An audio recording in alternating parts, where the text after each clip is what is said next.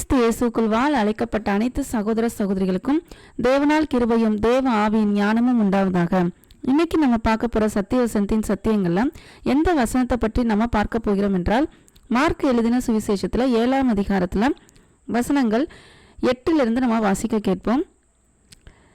நீங்கள் தேவனுடைய கட்டளையை தள்ளிவிட்டு மனுஷருடைய பாரம்பரியத்தை கை கொண்டு வருகிறவர்களாய் கிண்ணங்களையும் செம்புகளையும் கழுவுகிறீர்கள் மற்றும் இப்படிப்பட்ட அநேக சடங்குகளையும் அனுசரித்து வருகிறீர்கள். பின்னும் அவர் அவர்களை நோக்கி, நீங்கள் உங்கள் பாரம்பரியத்தை கை கொள்ளும்படிக்கு தேவனுடைய கட்டளைகளை வியர்த்தமாக்கினது நன்றாயிருக்கிறது.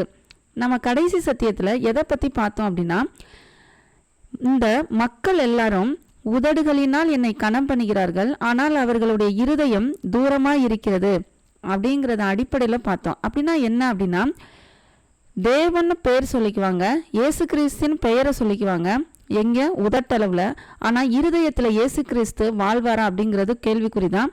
தேவன் அங்கே வந்து வாசம் பண்ணுகிறாரா அப்படிங்கிறதும் கேள்விக்குறிதான்.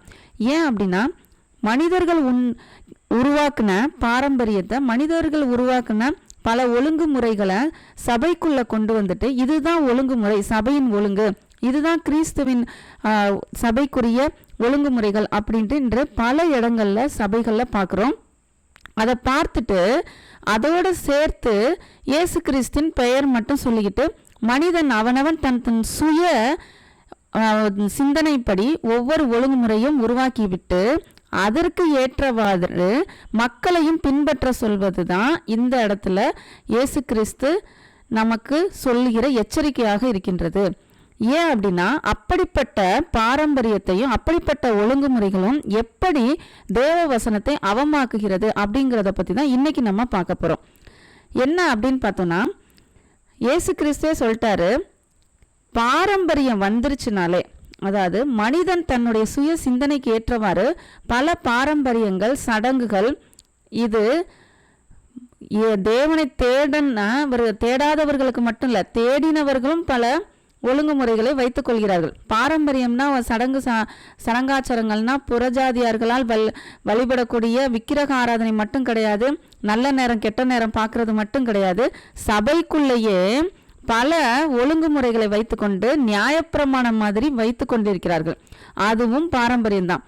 இது சர்ச்சோடைய ஒழுங்குமுறை, இப்படிதான் நான் செய்யணும், இந்த டைம் இப்படிதான், இதுக்குன்னு உரிய நேரம் தான் உபவாச நேரம், இதை தாண்டக்கூடாது, இந்த டைம்குள்ள வரணும், இந்த டைமை தாண்டிட்டா இயேசு கிறிஸ்துவுக்கு எதிராக பாவம் செய்த மாதிரி, ஒரு ஞாயிற்றுக்கிழமையை விட்டுட்டா தேவனுக்கு விரோதமா பாவம் செய்த மாதிரி அப்படின்னு சில ஒழுங்குமுறைகளை வைத்துக்கொண்டு அதற்கு எதிராக மக்கள் தவறிவிட்டால் அது பாவமாக கருதப்பட்டு அவர்களை வீணான சுமைகளை அவர்கள் மேல் சுமத்துகிறார்கள். ஆனால் உண்மையிலே அப்படி இல்லை. தேவனை, ஆண்டவராக இயேசு கிறிஸ்துவை அனுதினமும் ஒவ்வொரு நேரம் அவரை உணர்ந்து வாழ்வதுதான் உண்மையானவே ஆராதனை. இங்கு சொல்லப்படுகிற, இன்று பல இடங்களில் சொல்லப்படுகிற ஆராதனை இப்படித்தான் இருக்க வேண்டும் அப்படி என்றால் அதுவும் பாரம்பரியம்தான். பல சபைகளில் நடக்கிறதை பார்த்து தங்களுடைய சபைகளும் அப்படி உருவாக்கி கொண்டு அதுதான் நல்லது, அதுதான் உண்மையாகவே தேவன் விரும்புவது அப்படின்னு சொல்லுவதும் அது ஒரு பாரம்பரியம்தான். அப்படிப்பட்ட பாரம்பரியத்தை சிலர் விட்டுவிட்டால் அவர்களை எப்படி பார்க்கிறார்கள்னா பாவிகளாகவும், அவர்கள் தேவனுக்கு விரோதமா, பரிசுத்தாவிக்கு விரோதமா பாவம் செய்கிறார்கள் என்றும் பார்க்கிறார்கள். இன்னும் ஒரு பாரம்பரியத்தை இன்று பல சபைகளில் கடைபிடிக்கிறார்கள். அது என்ன அப்படின்றால், ஆவியின் அபிஷேகம், பரிசுத்தாவின் அபிஷேகம் எப்படி இருக்கிறது என்பது பல சபைகளில் இன்று நாம் பார்க்கிறோம். அது மனிதனுடைய தன்னுடைய சுய சிந்தைக்கேற்றவாறு, வேஷம் போடுவதற்கு ஏற்றவாறு போலியான அபிஷேகம் என்று, போலியான அபிஷேகம், அது உண்மையான அபிஷேகம் என்று அவர்கள் சொல்லி கொண்டு திரிகிறார்கள். அது உண்மையிலேயே பரிசுத்தாவின் அபிஷேகம் அல்ல. இதுவும் ஒரு பாரம்பரியத்தில் தான் வந்து சேருகிறது. இன்னும் நிறைய இருக்கின்றன. என்ன அப்படின்னு பார்த்தோம்னா, இவர்கள் எல்லாரும் இவையெல்லாம் கடைபிடிப்பவர்கள் எல்லாரும் போதவர்களாகவும், கடைபிடிக்காதவர்கள் விசுவாசிகளாகவும், விசுவாசிகள் அதை கடைபிடிக்க தவறிவிட்டால் அவர்களுக்கு பல ஆலோசனைகளும் பல கூட்டங்களும் போட்டுவிட்டு அவர்களை மட்டுப்படுத்தி அவர்களை இன்னும் உண்மையிலேயே தேவனை அறிய விடாமல் செய்து கொண்டிருக்கிறார்கள். அதை நாம் தெளிவாக புரிந்து கொண்டு விசுவாசிகளாக இருக்கிற நாம் தெளிவாக தெளிந்த புத்தியோடு எது பாரம்பரியம், எது மனிதனுடைய உபதேசம், எது உண்மையிலேயே தேவனுடைய உபதேசம் என்பதை பகுத்தறிந்து அதற்கு ஏற்றவாறு நாம் தேவனுடைய பாதையில் செல்ல வேண்டும். இந்த வசனங்கள் எல்லாம் இந்த தேவ வசனத்தில் வேதாகமத்தில் கொண்டு வந்திருக்கிறார்கள், எழுதியிருக்கிறார் என்றால் கட்டாயம் இது இன்று வரைக்கும் இந்த பிரச்சனை நடந்து கொண்டிருக்கின்றது. அதனால தான் இதை போட்டிருக்காங்க. அதனால தான் இதை பற்றின்னு இயேசு கிறிஸ்துவே சொல்லி இருக்கிறது மட்டும் இல்லாமல் பழைய ஏற்பாட்டில் ஏசாயா தீர்க்கதரிசியும் சொல்லி இருக்கிறார். அப்போ இன்னும் என்ன இதில் நம்ம தெரிய வேண்டியது என்னன்னா, அதாவது பழக்க வழக்கங்கள், சில விதமான ஒழுங்குமுறைகளை வைத்துக்கொண்டு மக்களை ஒருவர் மற்றொருவரை அடிமைப்படுத்துவதற்காக இதை உருவாக்கி இருக்கிறார்கள். இந்த அடிமைத்தனத்துக்கு நம்ம போயிடவே கூடாது. அதில் ரொம்ப தெளிவாக இருக்கணும். அடிமைத்தனம் மட்டும் இல்லை, அவர்களுக்கு உண்மையிலேயே தேவனை அறியக்கூடிய அறிவை விட்டு விடுகிற அளவுக்கு இது ஆபத்தானது. ஏன்னா மனிதன் ஒரு சிந்தையை எடுத்து கொண்டு விட்டால் அவனால் இன்னொரு சிந்தையை, அதாவது இன்னொரு லைன்ல இருக்கிற தேவனுடைய சிந்தையை புரிந்து கொள்ள முடியாது. அவன் ஒரே பக்கமாக தான் மனிதனுக்கு ஏற்றவாறு சிந்தித்து கொண்டு தேவனை அறிகிற அறிவை, தேவனை கொண்டு வந்த சித்தத்தை, அவருடைய உண்மையான சித்தத்தை அவனால் என்ன பண்ண முடியாது, கண்டுபிடிக்க முடியாது, நிறைவேற்றவும் முடியாது. அதனால தான் இங்கே இயேசு கிறிஸ்து என்ன பண்றாரு, அதிகாரமாக திட்டுறாரு, அதிகாரமாக அவரை எடுத்து புரிய வைக்கிறார். தொடர்ந்து வாசிப்போம். எப்படி எனில் அதுக்கு எடுத்துக்காட்டும் அவர் சொல்றாரு, உன் தகப்பனையும் உன் தாயையும் கனம் பண்ணுவாயாக என்றும் தகப்பனையாவது தாயையாவது நிந்திக்கிறவன் கொல்லப்பட வேண்டும் என்றும் மோசே சொல்லி இருக்கிறாரே. நீங்களோ ஒருவன் தன் தகப்பனையாவது தாயையாவது நோக்கி, உனக்கு நான் செய்யத்தக்க உதவி எது உண்டோ அதை கொர்பான் என்னும் காணிக்கையாக கொடுக்கிறேன் என்று சொல்லி விட்டால் அவனுடைய கடமை தீர்ந்ததென்று சொல்லி அவனை இனி தன் தகப்பனுக்காவது தன் தாய்க்காவது யாதொரு உதவியும் செய்ய ஒட்டாமல் நீங்கள் போதித்த உங்கள் பாரம்பரியத்தினால் தேவ வசனத்தை அவமாக்குகிறீர்கள். இது போலவே நீங்கள் மற்றும் அநேக காரியங்களையும் செய்கிறீர்கள் என்று சொன்னார். இதை தான் நம்ம இன்னொன்று விவரமாக விவரித்து நம்ம பார்ப்போம். என்ன அப்படின்னா,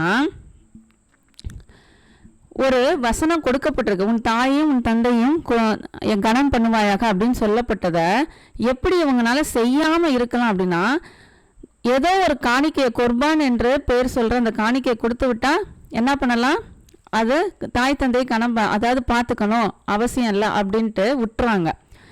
இதில் எது ஈஸியாக இருக்குன்னா, ஐஸ்வர்யமான இருக்கிறவங்களுக்கு இது ஈஸி இல்லையா? அதனால் வெறும் காணிக்கையை மட்டும் இது பண்ணிவிட்டு அவங்க அம்மா அப்பாவையோ பெற்றோரையோ பார்த்து கொள்ளணும் அப்படின்னு அவசியம் இல்லாமல் போயிடுது. தேவன் விரும்புவது, அவருடைய கற்பனையில் இருப்பது, பிரதானமாக இருப்பது அன்பு. அந்த அன்பை எடுத்து விட்டுட்டு அதுக்கு பதிலாக வேற எதை ஈடு கட்டினாலும் அது ஈடு கட்டவே முடியாது. இப்படியாவது மனிதருக்குள்ள அன்பு வரணும் அப்படின்ட்டு தான் அவர் ஒவ்வொரு கற்பனையும் கொடுத்துருக்காரு. அதனால தான் புதிய ஏற்பாட்டில் இயேசு கிறிஸ்து கொடுத்த பிரதான புதிய உடன்படிக்கை எதுனா, நான் உங்கள் மேல் அன்பா இருக்கிறது போல நீங்களும் ஒருவரில் ஒருவர் அன்பா இருங்கள் அப்படின்ட்டு அந்த பிரதான அன்பை, அந்த அகாப்பே என்ற அன்பை அவர் கொடுத்துருக்காரு. ஆனால் இங்கே என்ன நடக்குது அப்படின்னா, அன்பு செய்கிறதுக்கு அவ்வளோ கஷ்டமாக இருக்குது. ஏன் கஷ்டமாக இருக்குன்னா, சுயநலம் அவ்வளவு ஆட்சி செய்யுது. அவ்வளவு தூரம் சுயநலம் மனிதனுக்குள்ளே இருக்கிறதுனால அவர்களால் என்ன பண்ண முடியல, அன்பு செய்ய முடியல. அதற்கு பதிலாக உலக பொருளை வைத்து ஈடுகட்ட பார்க்குறாங்க. இன்றும் அப்படி தான் நடக்குது. சபைக்கு வருவது, நேரத்துக்கு வருவது, உபவாச ஜெபம் செய்வது, பைபிள் வாசிப்பது, ஜெபம் செய்வது, இது எல்லாமே என்னது, எளிது, ரொம்ப ஈஸி. ஆனால் பகைவரை மன்னிப்பது, ஒருவர் மேல் ஒருவர் அன்பு வைப்பது, மற்றவர்களுடைய பாவங்களை மன்னிப்பது, மற்றவர்களுக்காக இறங்குவது, இந்த மாதிரி அன்பின் அடிப்படையில் இருக்கக்கூடிய காரியங்கள் மக்களுக்கு எப்படி இருக்கு, கஷ்டமாக இருக்குது. இன்றைக்கு உள்ள சபைகளில் எத்தனை பேர் இதெல்லாம் உண்மையிலேயே இயேசு கிறிஸ்துவோடைய வசனங்களை யார் கையாளுகிறார்கள், யார் உண்மையிலேயே மனதிலிருந்து உண்மையாக தங்கள் இருதயத்திலிருந்து அதை வெளியில் கொண்டு வருகிறார்கள் என்று நாம் பார்க்க வேண்டும். ஏன்னா நல்ல மரம் நல்ல கனி கொடுக்கும், கெட்ட மரம் கெட்ட கனி தான் கொடுக்கும். நல்ல இருதயத்தில் இருக்கிறது வெளியில் வர்ற அன்பு தான் உண்மையிலே மாயமற்ற விசுவாசமாக இருக்குது. அதை விட்டுட்டு நம்ம இன்னைக்கு பல ஒழுங்குமுறைகளை கடைபிடித்து கொண்டு இதுதான் சபையின் ஒழுங்குமுறை, இதுதான் தேவ சித்தம், இதுதான் உண்மையிலேயே தேவன் விரும்புவது, இதுதான் விசுவாசம் அப்படின்னு சொல்லிட்டு இருக்கிறாங்கல்ல, அது எல்லாமே போலியான வேஷம். எதுவுமே உண்மை கிடையாது, எதுவுமே தேவனுக்கு பிரியம் கிடையாது. தேவனுக்கு உண்மையிலேயே பிரியமானது எது அப்படிங்கிறத சோதித்து பார்த்து நாம் வசனத்திலிருந்து கற்றுக்கொண்டு அவருடைய வசனத்தை படி கேட்கிறவர்களாக மட்டுமல்லாமல் நடக்கிறவர்களாகவும் இருக்க வேண்டும். ஏன்னா இன்று வசனம் பலவாறு திரித்து போதிக்கப்பட்டு கொண்டிருக்கிறது. அதனால தான் நம்ம ஜாக்கிரதையாக இருக்க வேண்டும். இதில் என்ன ரொம்ப கஷ்டமும் ரொம்ப வேதனைக்குரிய விஷயம் என்ன அப்படின்னா, வெளியிலேருந்து புதுசாக ஒரு பாரம்பரியத்தை அவங்க உருவாக்கலை. தேவ வசனத்தை வைத்துக்கொண்டே பல பாரம்பரிய காரியங்களை உருவாக்கி கொள்கிறார்கள். அந்த பாரம்பரிய காரியங்களை நிறைய இருக்குது. மெழுதிரி ஏற்றி வைக்கிறதோ இல்லை சபை கட்டுவது அப்படிங்கிறது மனிதர்களை கட்டுவது. அதுக்கு அதை எப்படின்னா கட்டடங்களை கட்டுவதோ இல்லை பலிபீடம் கட்டுவதோ இல்லை இன்னும் ஏராளமான காரியங்கள் இன்று செய்து கொண்டிருக்கிறார். குறிப்பிட்ட பொருட்களை வைத்துக்கொண்டு அது புனிதமானது என்று அதை தொட்டு கும்பிட்டால் நமக்கு பல வியாதிகள் போகும், சுகம் கிடைக்கும் என்றெல்லாம் ஓடிக்கொண்டிருக்கின்றது. இது எல்லாமே அவர்களுடைய பாரம்பரியம், மனிதனுடைய சுய சிந்தைக்கேற்றவாறு கொண்டு வந்த பாரம்பரியமாக இருக்கின்றது. அந்த பாரம்பரியத்தில் கிறிஸ்தவர்கள் நாம் என்ன ஆயிடக்கூடாது, விழுந்து போயிடக்கூடாது. கிறிஸ்தவத்துக்குள்ளேயே நடக்கின்ற பாரம்பரியத்தில் தான் நம்ம விழுந்துராம ஜாக்கிரதையாக இருக்க வேண்டும். தேவ வசனத்தோடு, இயேசு கிறிஸ்துவோடைய சிந்தையோடு, கிறிஸ்துவின் உபதேசத்தோடு எதையாவதோ இல்லை பலவற்றை கூட்டினால் அது என்னவாக ஆகிரும் அப்படின்னா விபச்சாரமாக மாறிவிடும். அதுதான் உண்மையிலேயே யாக்கோபு சொல்வார், விபச்சாரிகளை ஏன் இயேசு கிறிஸ்துவே திட்டுவார். பரிசேய சதுசேயர் தங்களுடைய சரீரத்தில் அவர்கள் விபச்சாரமெல்லாம் செய்யலை, ஆனால் இந்த மாதிரி பாரம்பரியத்தையும் தங்களுடைய சொந்த உபதேசங்களையும், தேவன் கொடுத்த பழைய ஏற்பாட்டில் கொடுத்த உபதேசத்தை திரிச்சு அவர்களுக்கு ஏற்றவாறு கொண்டு வந்த உபதேசங்களையும் வைத்துக்கொண்டு மக்களிடம் எப்படி தவறாக போதிக்கிறார்கள். அப்படிப்பட்ட விஷயம் எப்படிப்பட்டது அப்படின்னா விபச்சாரத்துக்கு சமமாக இருக்கின்றது. அதனால தான் நம்ம கவனமாக இருக்க வேண்டும். தேவ வசனத்தை, கிறிஸ்துவின் உபதேசத்திலிருந்து எதையாவது எடுத்தாலும் எதையாவது கூட்டினாலும் அது என்னது, விபச்சாரத்துக்கு சமமாக இருக்கின்றது. அதனால் நாம் கவனமாக இருக்க வேண்டும். ஏன்னா எல்லாருமே இந்த வசனத்தை வச்சு தான் என்ன பண்ணுவாங்க, போதிப்பாங்க. இந்த வசனத்தை வச்சு தான் எல்லாமே சொல்லி கொடுப்பாங்க. ஆனால் ஆண்டவருடைய மக்களாகிய நாம் அதை புரிந்து கொள்ள வேண்டும், பரிசுத்தாவின் துணையோடு புரிந்து கொள்ள வேண்டும். ஏனென்றால் கட்டாயம் பரிசுத்தாவி நமக்கு வெளிப்படுத்துவார். ஏன் அப்படின்னா, ஏன் நம்ம தெரிந்து கொள்ள வேண்டும்னா, நாம் வஞ்சிக்கப்பட்டு விட்டால் நாம் அந்த கூட்டத்தோடு சேர்ந்து விடுவோம். நம்மளால என்ன பண்ண முடியாது, உண்மையிலேயே பிதாவையும் அவர் அனுப்பினவராகிய இயேசு கிறிஸ்துவையும் அறிய முடியாது. அவரை அறியலைன்னா எது கிடைக்காது, நித்திய ஜீவன் கிடைக்காது. நித்திய ஜீவன் இல்லை அப்படின்னா நித்திய ஆக்கினைக்கு உள்ளாகும். அவருடைய அன்பிலிருந்து விலகி விடுவோம். இந்த உலகத்தில் உள்ள உபத்திரவங்களை நாம் கையாள முடியாது. நாம் பாவத்திற்குள்ளாவும், பாவத்தின் சம்பளம் மரணமாகிவிடும். இந்த உலக மரணம் மட்டும் இல்லை, இரண்டாம் மரணத்திற்கும் ஆளாகிவிடும். அந்த ஆக்கினை தீர்ப்புக்கு ஆளாகிவிடுவோம். உண்மையான அந்த அன்பின் அடிப்படையில் இருக்கிற வசனத்தை நாம் புரிந்து கொள்ளவில்லை என்றால் இவ்வளவு பெரிய ஆபத்து இருக்கின்றது. அது யாருக்குமே இன்று புலப்படவில்லை. ரொம்ப மிக சிலருக்கு தான் அது தெரிய வருகிறது. அதிலிருந்து விடுதலை அடைகிறார்கள். ஏன் அப்படின்னா, பெயர் இயேசு கிறிஸ்து பெயர் வச்சுக்கிறாங்க, ஆனால் உள்ள நடக்கிறது எல்லாமே மனிதனுடைய சொந்த சிந்தனையும் சுய சித்தத்தின்படி நடக்கக்கூடிய ஆராதனைகளும் வேஷங்களும் தான் நடந்து கொண்டிருக்கிறது. இதிலிருந்து நாம் விடுதலை பெற வேண்டும். இதற்கு எடுத்துக்காட்டாக இன்னொரு வசனமும் நமக்கு இருக்குது. வெளிப்படுத்தின விசேஷத்தில் 22ஆம் அதிகாரத்தில் வசனங்கள் 18-19 நம்ம வாசிக்க கேட்போம். இந்த புஸ்தகத்தில் உள்ள தீர்க்க தரிசன வசனங்களை கேட்கிற யாவருக்கும் நான் சாட்சியாக எச்சரித்ததாவது, ஒருவன் இவைகளோடு எதையாகிலும் கூட்டினால் இந்த புஸ்தகத்தில் எழுதியிருக்கிற வாதைகளை தேவன் அவன் மேல் கூட்டுவார். கட்டாயம் கூட்டுவார். கூட்டவும் கூடாது, குறைக்கவும் கூடாது. 19வது வசனத்தை தொடர்ந்து வாசிப்போம். ஒருவன் இந்த தீர்க்க தரிசன புஸ்தகத்தின் வசனங்களிலிருந்து எதையாகிலும் எடுத்து போட்டால் ஜீவ புஸ்தகத்திலிருந்தும் பரிசுத்த நகரத்திலிருந்தும் இந்த புஸ்தகத்தில் எழுதப்பட்டவைகளிலிருந்தும் அவனுடைய பங்கை தேவன் எடுத்து போடுவார். இது எவ்வளவு தூரம் முக்கியம்னா, ஒரு விஷயத்தை கூட்டினாலும் வாதைகளை கூட்டுவார். ஒரு விஷயத்தை எடுத்து போட்டாலும், ஒரு காரியத்தை எடுத்து போட்டாலும் அவனை அந்த ஜீவ புஸ்தகத்திலேருந்து அவனை எடுத்து போடுவாராம். ஏன் அப்படின்னா, இது எவ்வளோ பெரிய பாதிப்புனா, அவன் மட்டும் பாதிக்கிறது கிடையாது, அவனை சார்ந்தவர்களும் அதில் பாதிக்கப்படுவாங்க. அவன் யாருக்கெல்லாம் போதிக்கிறானோ அவர்களும் பாதிக்கப்படுவார்கள். குருடனுக்கு குருடன் வேற வழிகாட்டுற மாதிரி ஆயிரும். அவனும் குழியில் விழுந்து கூட இருக்கிறவங்களையும் குழியில் தள்ளி விடுற மாதிரி.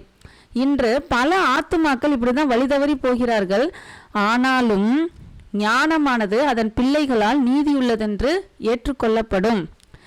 தாழ்மையோடு சாந்தத்தோடு அவரை பற்றி அறிய வேண்டும் என்ற தாகம் நமக்கு இருந்தால், இப்படிப்பட்ட பல கிருமிகளும் ஆபத்தான நேரத்தில் இருக்கிற பல பேரிடமிருந்து நாம் தப்பித்து கொள்ள முடியும். நம்ம பேருக்கு மட்டும் கிறிஸ்டினா இருந்தால் போதும், இல்லை பேருக்கு மட்டும் சன்மார்கனாக இருந்தால் போதும் அப்படின்னா தேவன் அவர்களுக்காக எதுவுமே முயற்சி செய்ய மாட்டார். எதையாவது தேவன் நம்மிடம் விரும்புகிறாரா, அவருடைய சித்தம் என்ன அவர் நம்மக்கிட்ட எதிர்பார்க்கிறார் அப்படின்ட்டு ஒரு ஆத்துமா ஒரு நேரமாவது தேடினாலும் அதற்கு ஏற்றவாறு தேவன் அவர்களுக்கு பதில் கொடுப்பார். யாரை கொண்டு அவர்களை வழி நடத்தணுமோ அதையும் அவர் செய்வார்.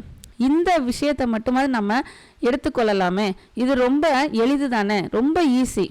தேவனிடம் நம்ம ஜெபம் பண்ணலாம். நான் எப்படி இருக்கணும்னு நினைக்கிறீங்க, நான் எப்படி உங்களுக்கு பிரியமாக இருக்கணும்னு நினைக்கிறேன், நான் எங்கேயாவது ஏமாந்து போறேனா, எங்கேயாவது வஞ்சிக்கப்படுகிறேனா அப்படிங்கிறத எனக்கு தெரியப்படுத்துங்க, உமக்கு பிரியமான வழி எது என்று எனக்கு காண்பியுங்கள் அப்படின்னு உண்மையிலேயே நம்முடைய இருதயத்திலிருந்து உள்ளான மனதிலிருந்து அவரிடம் நம்ம கேட்டோம்னா கட்டாயம் அவர் வெளிப்படுத்துவார். ஆனால் இன்று நம்ம பல பேர் என்ன பண்ணிட்டு இருக்கோம்னா, இந்த உலக பிரகாரமான வேலைகளிலும் இந்த உலக பிரகாரமான சடங்குகளிலும் பாரம்பரியத்திலும், அது மட்டுமல்லாமல் நாம் எந்த சபையில் செல்கிறோமோ அந்த சபை போதகரே நமக்கு விக்கிரகமாக இருந்து கொண்டு அவர்கள் என்ன சொல்கிறாரோ அதுதான் வேதம் என்று நாம் தெரிந்து கொண்டிருக்கிறோம். முதலில் இதிலிருந்து நாம் விடுபட வேண்டும். நமக்கும் தேவனுக்கும் மத்தியஸ்தர் ஒருவரே, அது கிறிஸ்து. அவரிடம் வேண்டிக் கொள்வோம். அவர் கட்டாயமாக நமக்கு வழியை காண்பிப்பார்.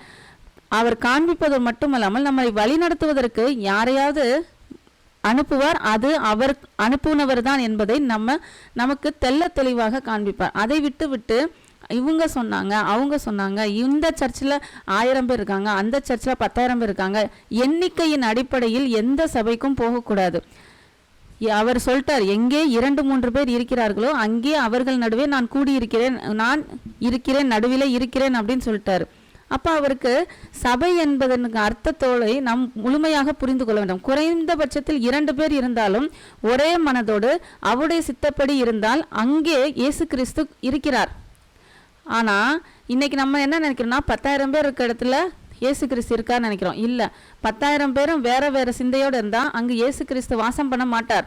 அவருடைய சிந்தை என்ன அங்கே இல்லை அப்படின்னா, அங்கு அவர் என்ன சொல்லுவார்னா, கடைசி நாட்களில் அக்கிரம செய்கைக்காரரை என்னை விட்டு அகன்று போங்கள் அப்படின்னு தான் சொல்லுவார். அதனால் அந்த கூட்டத்தில் நம்ம ஒரு ஆளை மாறாமல் உண்மையாகவே தேவ சித்தம் எது என்பதை யார் கண்டறிந்து வழி நடத்தி போதிக்கிறார்களோ அவர்களை நாம் பற்றி கொள்ளலாம்.